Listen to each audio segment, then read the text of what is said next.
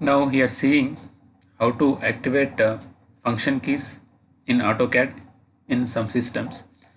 So here if you see, we know we'll use function keys to work in AutoCAD. Suppose we'll use F5 key to change this isoplane.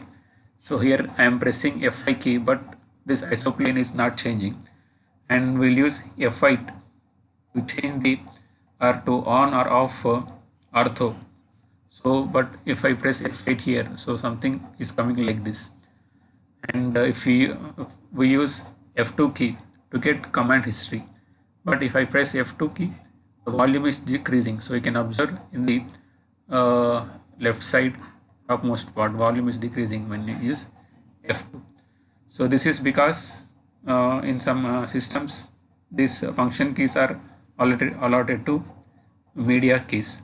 So to change that, you have to go to control panel and go to hardware and sound, and here go to Windows Mobility Center, and here you will get FN key behavior.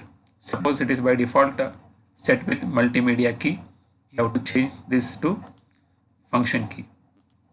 So what we have done, suppose by default if it is set with multimedia key, we have changed this to function key.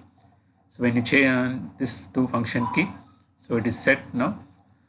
So now in this AutoCAD, you can use this function keys. Suppose if I press F5 here, so this isoplane is changing.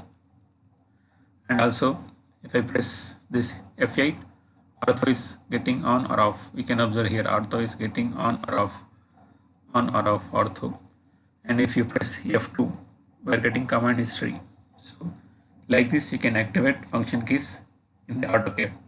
So for more videos, please subscribe and activate bell symbol. Thanks for watching.